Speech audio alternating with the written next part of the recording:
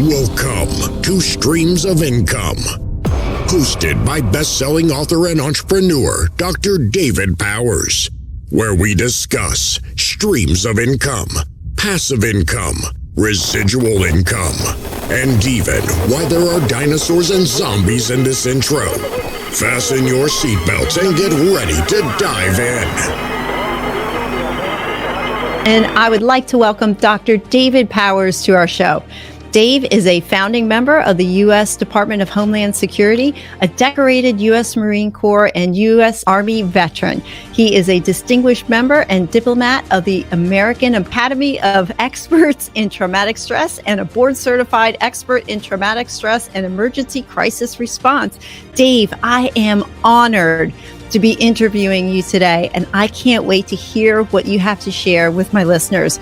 But before we begin, I do want to thank you for your dedication and service to our country. Welcome to the Small Steps, Big Wins podcast. Thank you. I'm glad to be here. Everybody has a superhero backstory. I would love to hear yours.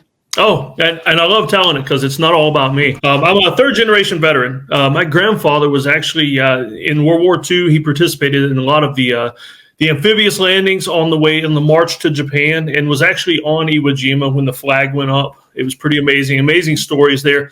And so being third generation, I got some big footsteps to fill. My dad followed in his footsteps, and now me. And it's some big shoes to fill. And so I joined the Marines at 17, before I even graduated high school. I joined up, started the training, all that. From that moment on, between the Marines, the Army, other occupations, I've always found myself in jobs where people were trying to shoot at me. And so very exciting. No end to the excitement. The odd thing is, though, I got shot at more working on an ambulance than I did in the Marines. You just never know why people don't like you, but sometimes they don't. But I'm a person that likes constant challenge. New challenges, trying everything at least once, just constant movement and action. That's kind of my motto.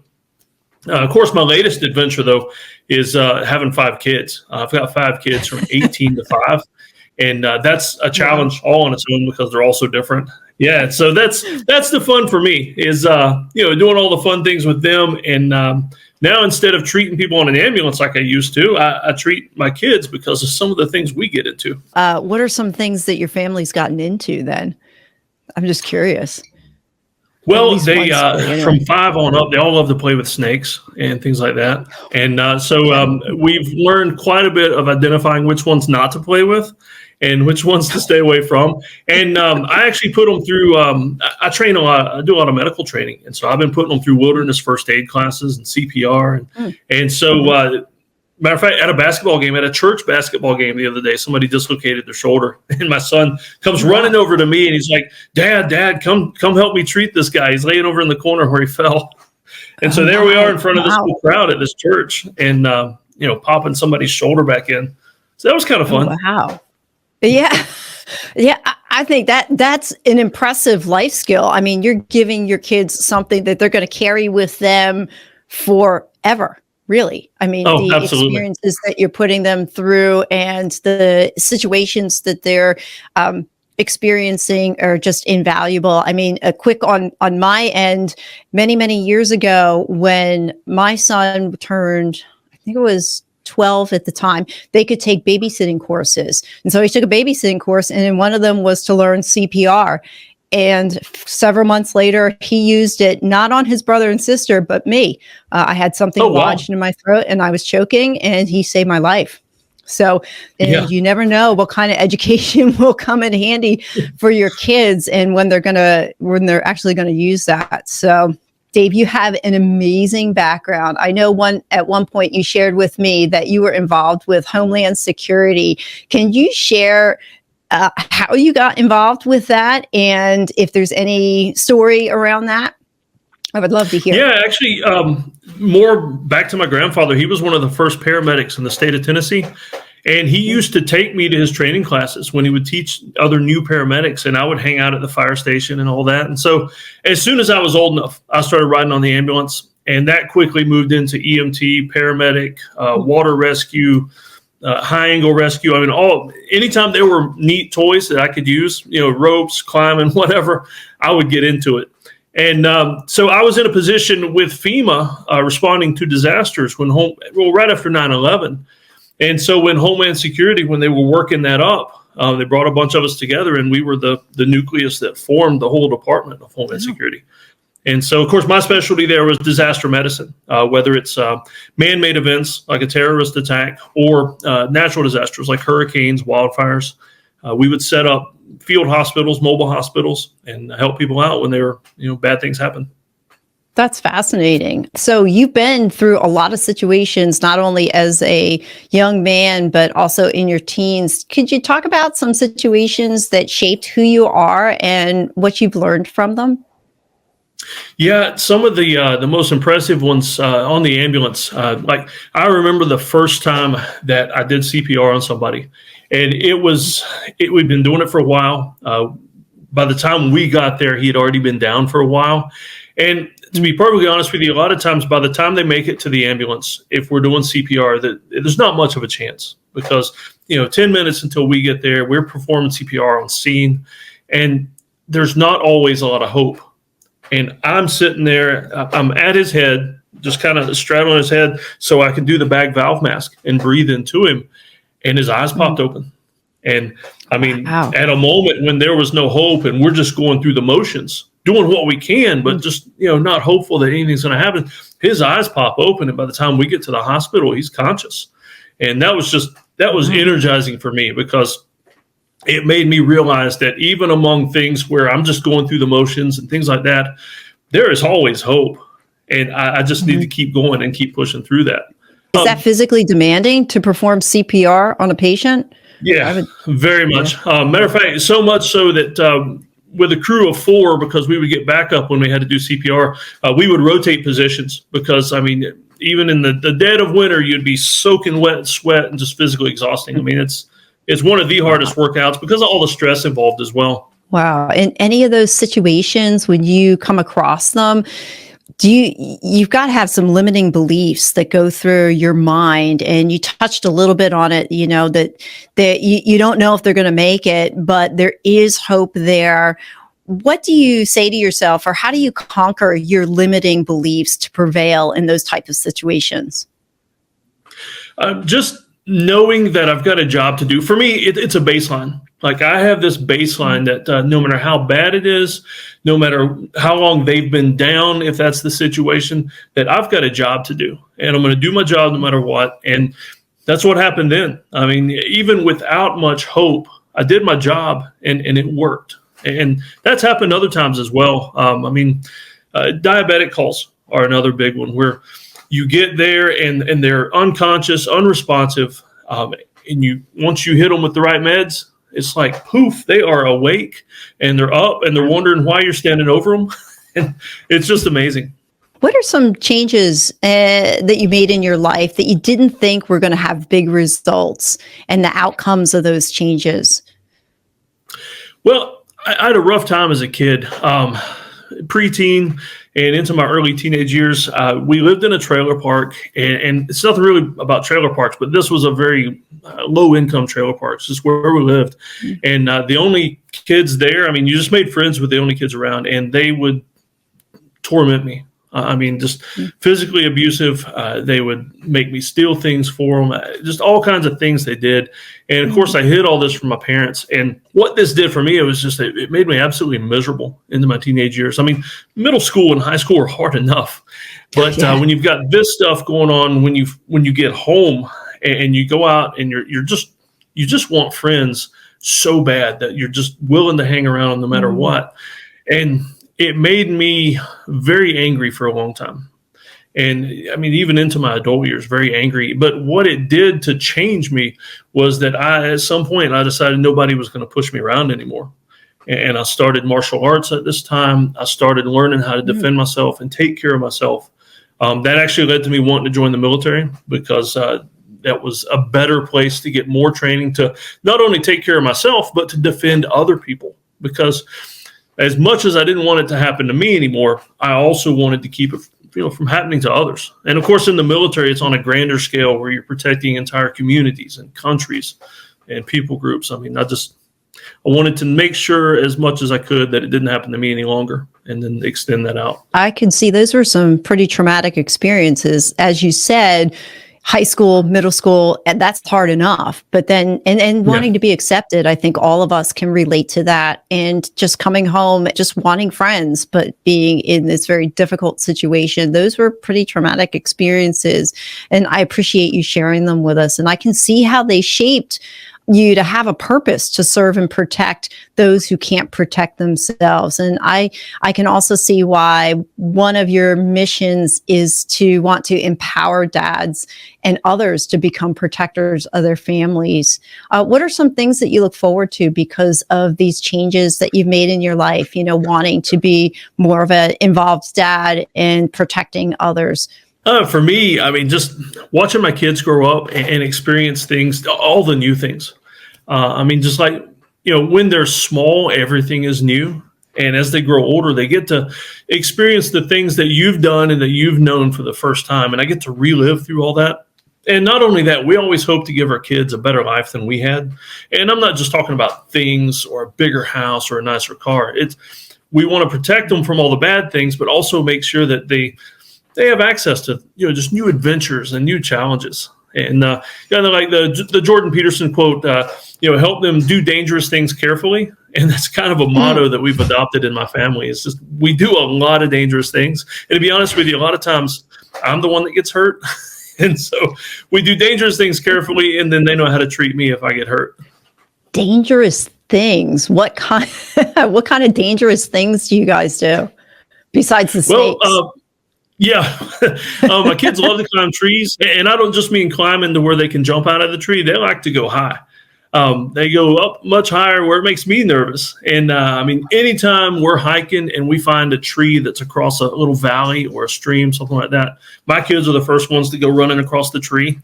And I'm just sitting there watching them, waiting, just to see if something does happen. I'm ready. But if it doesn't, they are having the time of their lives.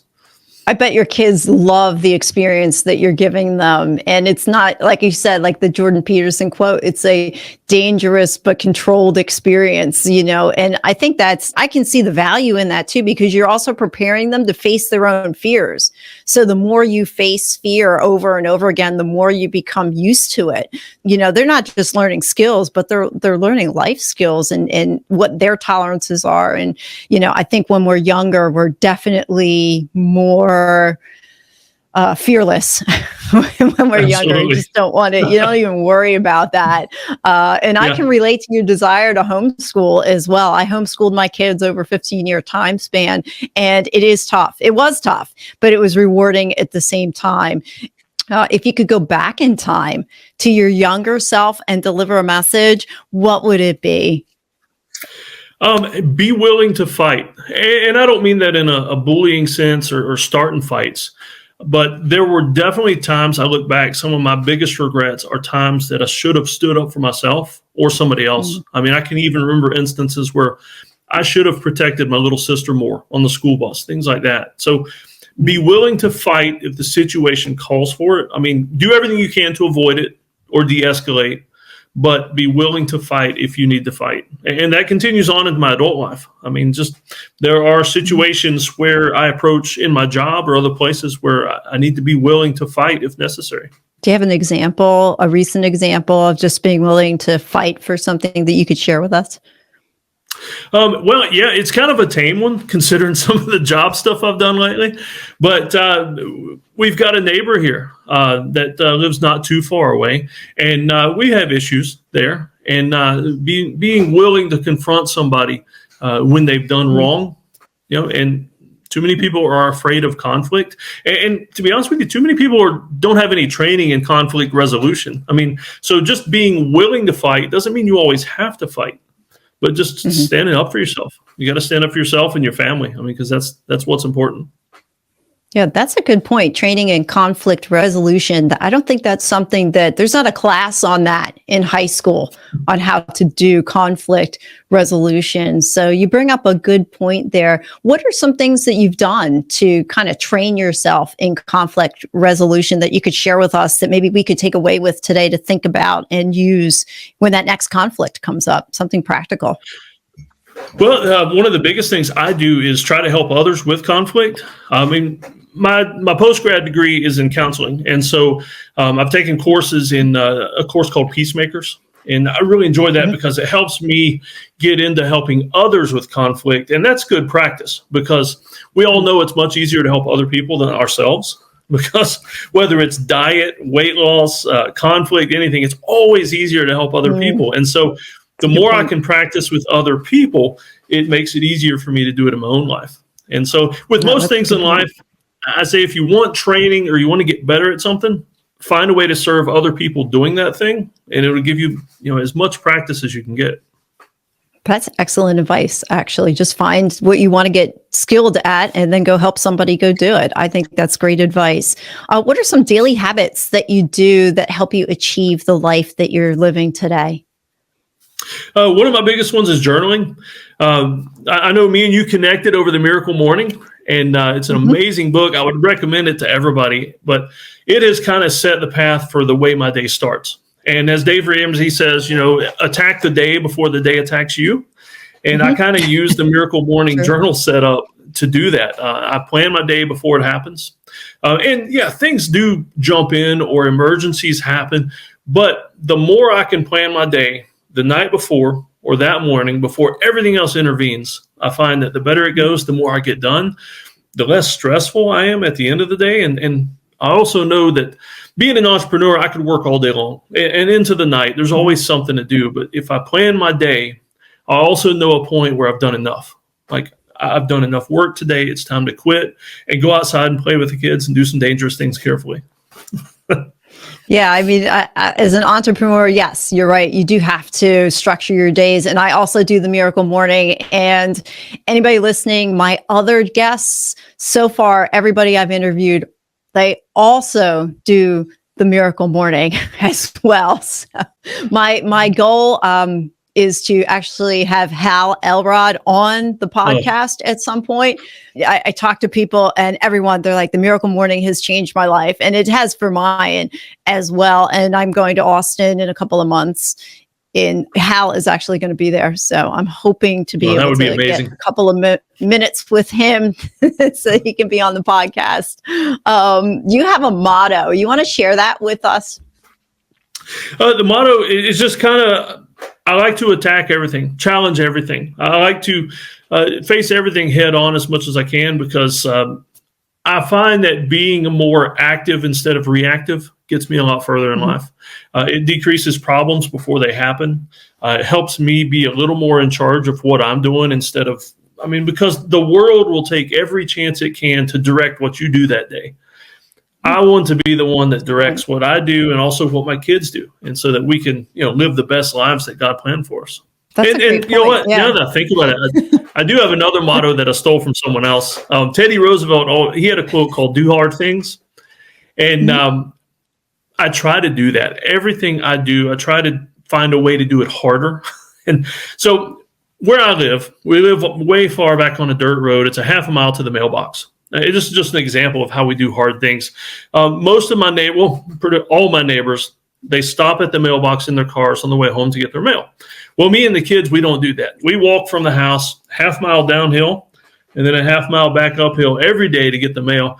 I wear a weighted backpack. I got weight in there. It's about 25, 30 pounds. It's time to add some more, really. And then I also carry this big weighted stick that weighs 15 pounds. And so on average, I'm walking to the mailbox with 40 pounds of weight on me. And me and the kids are running through the woods, climbing trees, finding snakes. So a simple mailbox walk done hard.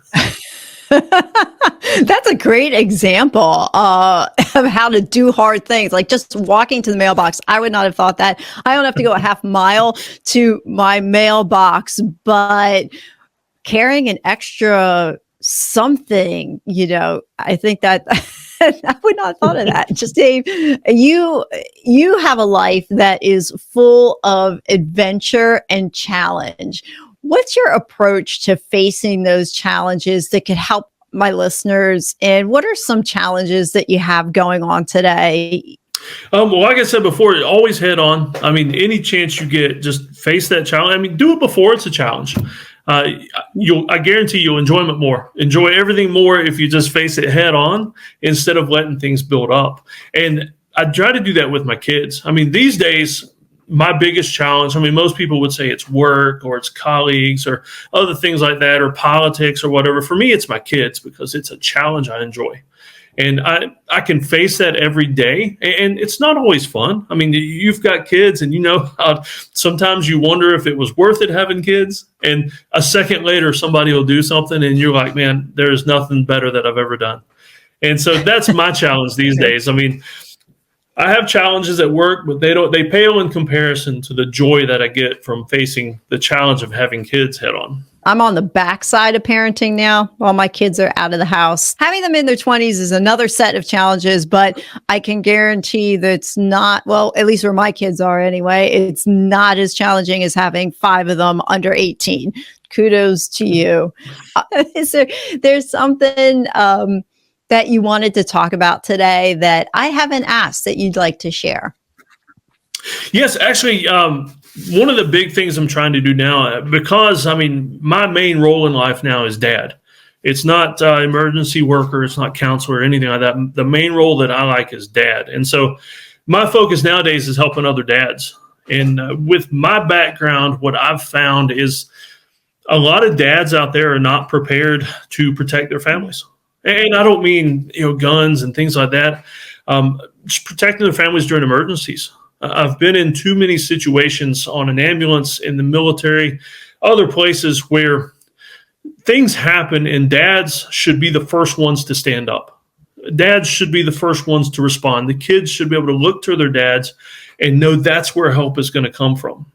And unfortunately, I get there and the dads are standing by, the kids are frantic, things aren't working, things aren't happening right. And that's what I want to do nowadays. Is my main goal nowadays is training dads to protect their families. I want to kind of dispel the whole myth of toxic masculinity, because I think that's been overplayed. And what it's done is it's made men in general afraid to be men. And don't get me wrong, there is toxic masculinity out there, and we need to be careful with that. But on the whole, I think it's affected men across the board in a negative way. And I just want to counter that. What are some examples of things that dads should know that you've seen them that they're just not prepared for? A really simple one is just a car accident. If, let's say, the whole family's in the minivan, they get into a car accident, a lot of dads don't know what to do. They don't know how to get their kids safe. They don't know how to make sure other cars aren't going to hit them. They don't know how to, a lot of times I'll get there and I'll find the kids or the mom calling 911 while the dad's just kind of sitting there, hands on his head, frantic. And not that there's anything wrong with the wife and the kids taking charge. If nobody else is going to, then other people do need to step up. But I love it when I see dads. The dads are just standing there, chest puffed out, just controlling emergencies and things like that. What are some ways that you educate dads today that they can find? To be honest with you, one of the best ways I find is skills. As simple as like first aid skills. When I can take a man that doesn't know anything about first aid, CPR, things like that, and teach him the basic skills, and it instills a sense of confidence that if something bad happens, if the worst happens, he is able to jump right in and manage the situation. And to be honest with you, a lot of times they never need to do anything more than bandaging skinned knees or something like that with their own kids. But if something really bad happened, that dad can jump in there and be the hero for the family. So from your story, what's something that our listeners can do today that would help them change their tomorrow? What advice do you want to leave us with? Don't put up with bad situations. Like I talked about when I was a preteen, is I put up with a bad situation way too long. It only got worse. It escalated and escalated until I was just the most miserable I've ever been in my entire life and almost didn't see a way out. And so bad situations are not meant to last forever. It'll happen. Things will happen all through your life. That's just part of life. But you don't have to put up with it and wallow in it, because it'll destroy you. What's one book then that you would recommend everyone should read? One of my favorite books, and one that I've read several times, Wild at Heart by John Eldredge. It's a book, like I said, I've read it several times. I've got a copy that I have read and underlined and highlighted. And I actually have all my boys read it too as part of their rite of passage. Before they hit the age of 13, they have to read the book. And so they've each highlighted in the same book in different colors. And it's like this historical tome of what my men see as important. And they've all read this book.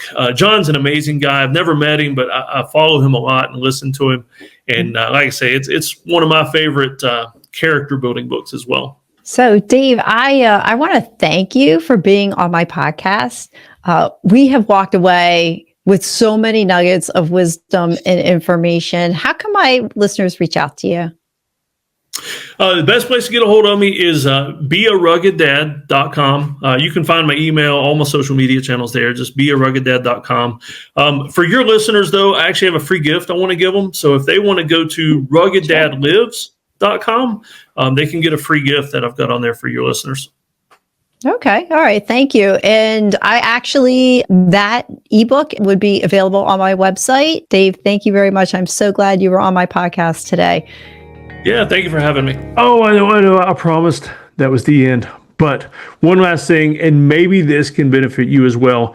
If you have any suggestions for someone you'd like to see on the podcast, feel free to send me their information or just their name. And if I like the idea, I'll try to look them up myself. But any suggestions, no matter how crazy, no matter how, well, especially if it's cool, well, crazy also, just send me your suggestions. And also, if you want to be on the podcast, get in touch with me. My email, all my contact info is in the show notes. Also, if you don't want to look at the show notes or you're in your car, maybe you shouldn't look at the show notes while you're driving.